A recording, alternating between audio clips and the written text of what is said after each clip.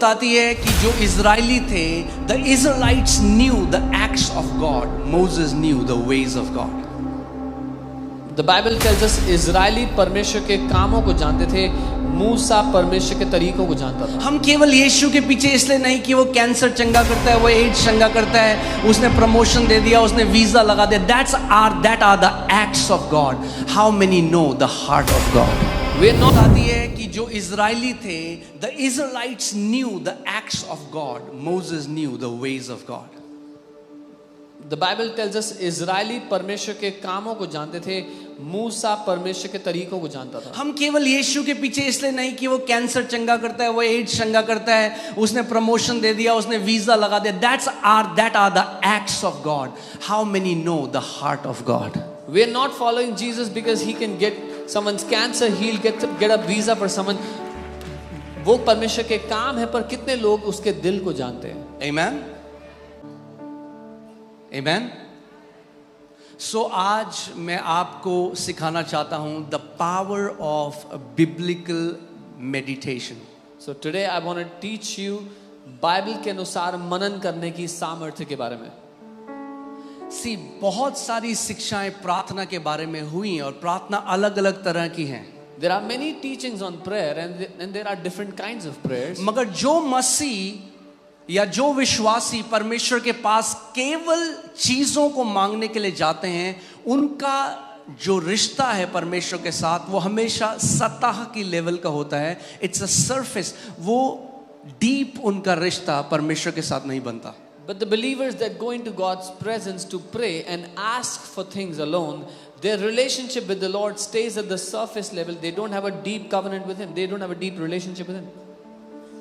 अब मांगना कुछ गलत नहीं, To ask is not क्योंकि wrong. अगर परमेश्वर पिता से नहीं मांगोगे, आप उसके बेटे और बेटियां, तो किससे मांगोगे? Because if we, the children of the Most High God, will not ask Him, then who should we ask from? पर अगर हमारी प्रार्थना का पूरा सारांश केवल मांगना है अपने लिए, तो हमने प्रार्थना को अभी समझा नहीं। But if our entire prayer is about asking from God, then we don't understand what prayer is.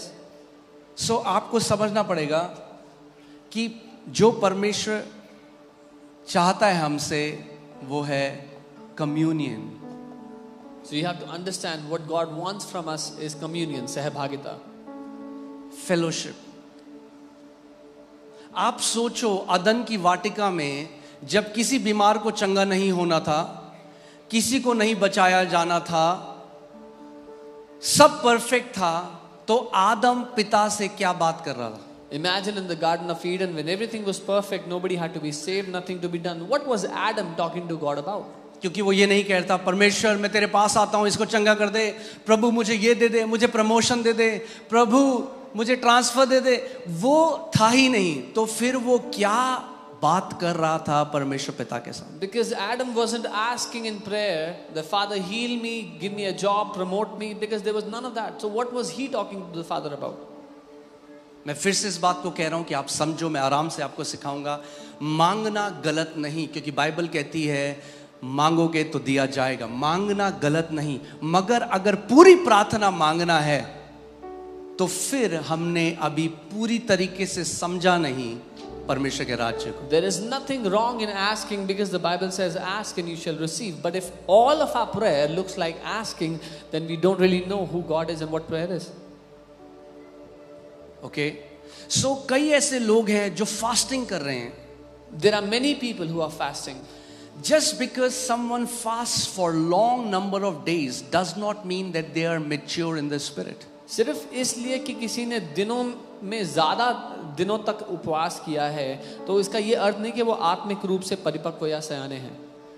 हम लोग कैसे देखते हैं, ओह ये 40 दिन का उपवास करता है बंदा। How we see is, oh, this man fasted for 40 But that's days. not how God sees it. लेकिन परमेश्वर ऐसे देखता ही नहीं है। Pharisees used to fast at least 3 times in a week. फरीसी हफ्ते में कम से कम 3 दिन उपवास करते ही करते थे। Can you imagine? And they could recite the entire Torah. That means the first 5 books of Moses. और आप कल्पना करें कि उनको मुंह जुबानी रटी हुई थी पहली 5 किताबें जो मूसा ने लिखी थी।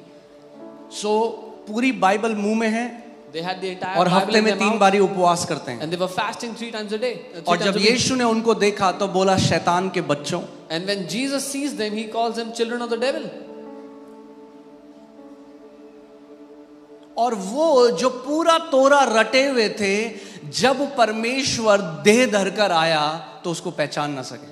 And those who had wrote, memorized the entire Torah, when God put on flesh, they could not recognize him. Bible बताती है कि जो इजरायली थे, the Israelites knew the acts of God, Moses knew the ways of God. The Bible tells us Israeli परमेश्वर के कामों को जानते थे, मूसा परमेश्वर के तरीकों को जानता था. हम केवल यीशु के पीछे इसलिए नहीं कि वो कैंसर चंगा करता है, वो एड्स चंगा करता है, उसने प्रमोशन दे दिया, उसने वीजा लगा दिया.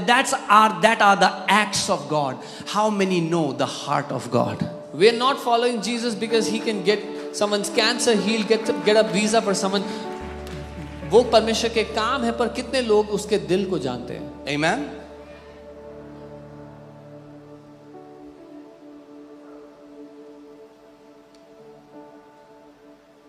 So वो डिजायर करता है कि आप उसको जानो. He desires that you would know him. John 17:3 में जीसस ने कहा, to know the Father is eternal life and to him who has sent, he has sent. यूहन्ना 17:3 में यीशु मसीह ने कहा, पिता को जानना अनंत जीवन है और उसके भेजे हुए को जानना. अगर किसी को आप पूछोगे अनंत जीवन क्या है, वो पता क्या बोलेगा? मरने के बाद हमेशा जीना, स्वर्ग जाना. ये अलग अलग परिभाषा है, मगर यीशु ने क्या कहा? अनंत जीवन क्या है? What is eternal life? To know the Father is eternal life. If you ask someone what is eternal life, they will say it's going to heaven. After you die, you go to heaven. That's eternal life. लेकिन यीशु ने कहा, पिता को जानना अनंत जीवन है. And this word know comes from the word ginosko. और ये जो जानना शब्द है, गिनोस्को शब्द से आता है. ये पढ़ के जानना नहीं. This is not knowing by reading. This is not a theoretical knowledge. This is not a Bible college knowledge. ये ज्ञान के रूप में पाया हुआ या बाइबल कॉलेज से सीखा हुआ ज्ञान नहीं है. ओके आज मैं कई बंदों को देखता हूँ बाइबल कॉलेज जाते हैं तो भ्रष्टी हो जाते हैं, उनके अंदर ऐसा घमंड आ जाता है. Today I see many people, they go to a Bible college and they get completely corrupted. They get such pride in their hearts. क्योंकि बाइबल क्या कहती है? Knowledge puffs up. बाइबल कहती है ज्ञान घमंडी बना देता है. God is not a philosophy that you can read about him and know him. परमेश्वर कोई ज्ञान की चीज नहीं है कि पढ़ के उसको जान सको. God is not a theory that you can research and know him. परमेश्वर कोई ज्ञान नहीं है कि आप उसको ढूंढ कर रिसर्च करके जान सको. You'll have to know him. आपको उसको जानना पड़ेगा. So आज जो मैं आपको सिखाऊंगा, ध्यान धरकर सुनना, क्योंकि वो करने से आप पिता के केवल कामों को नहीं, उसके हृदय को जान पाओगे. So hear carefully what I'm going to teach you today, because through that you will not just know the acts of God but the heart of God. Amen. Amen.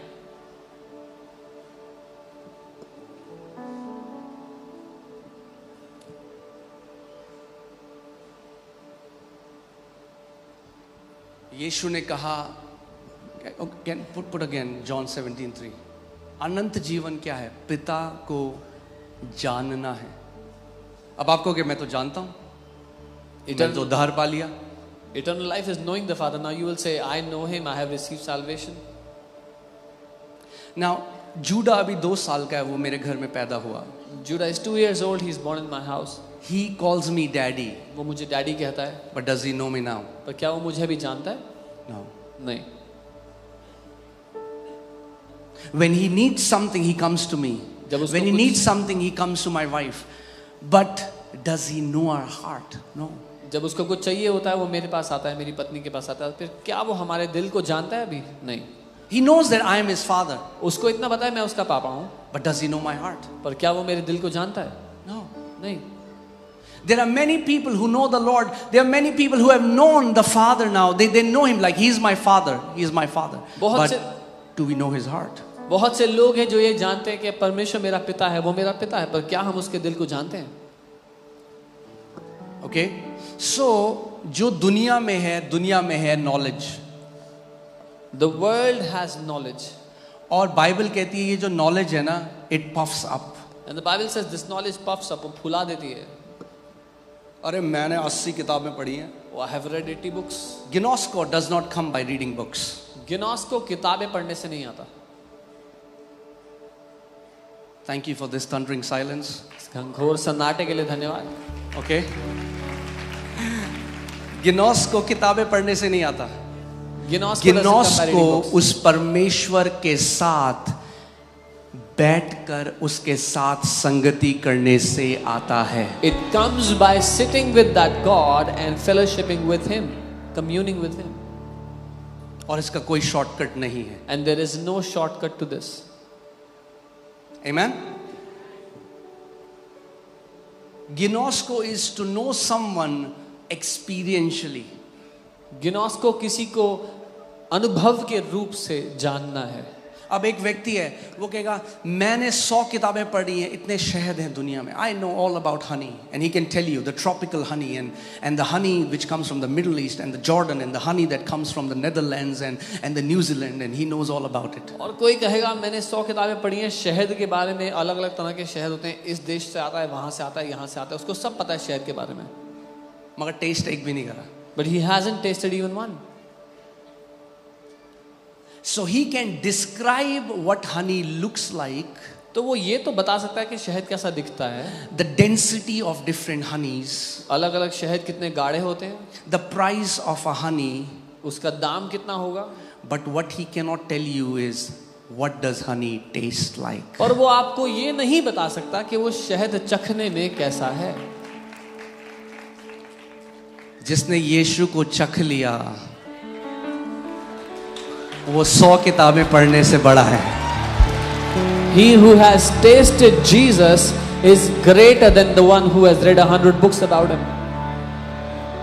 That's why the Bible says taste and see. Taste and see. Not, you cannot just read. You have to taste him and then you will see that God is good. इसीलिए Bible कहती है चखो और जान लो. आपको चख कर ही उसको जाना जा सकता है, उसको चख कर ही आप जान पाओगे, पढ़कर नहीं. Okay, so there are so many people who are praying, and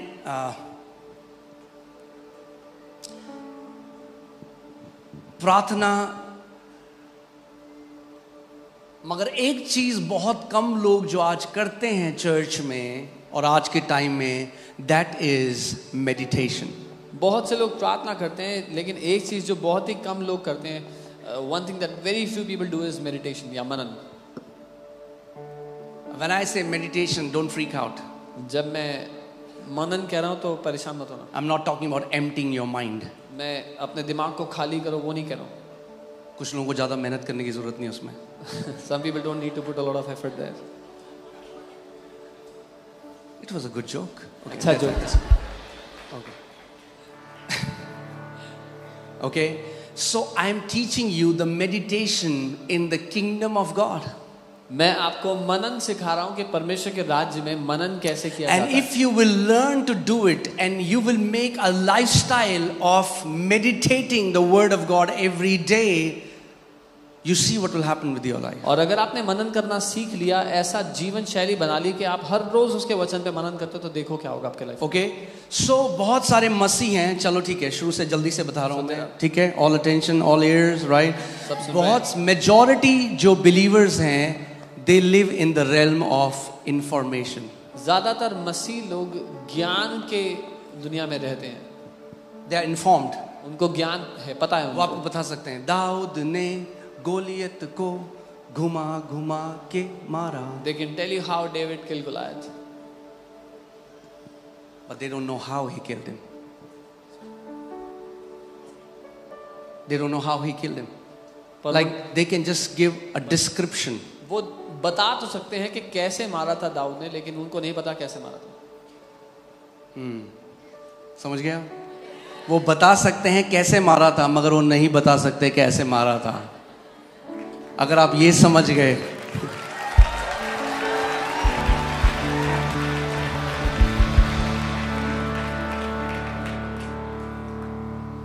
God reveals his secrets to his friends. परमेश्वर अपने रहस्य अपने दोस्तों को बताता है. Did you hear what I just said? आपने सुना जो मैंने कहा? He does not reveal his secret to kids. वो अपने रहस्य बच्चों को नहीं बताता.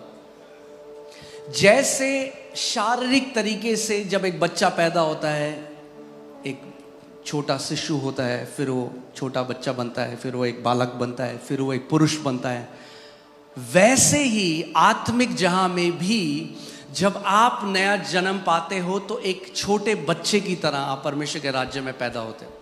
As a baby is born, then as an infant, a toddler grows up as a young boy, becomes a young man, a man. That's how you grow in the kingdom also. और शरीर में क्या है, it's automatic, आपको कुछ करने की जरूरत नहीं, आप दूध पी रहे हो तो बढ़ोगे, मगर आत्मा में ऐसा नहीं है.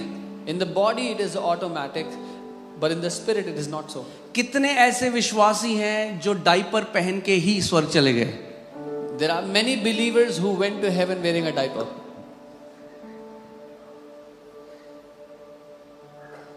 काफी सन्नाटा है आज. आप समझ रहे हैं मैं क्या कह रहा हूं?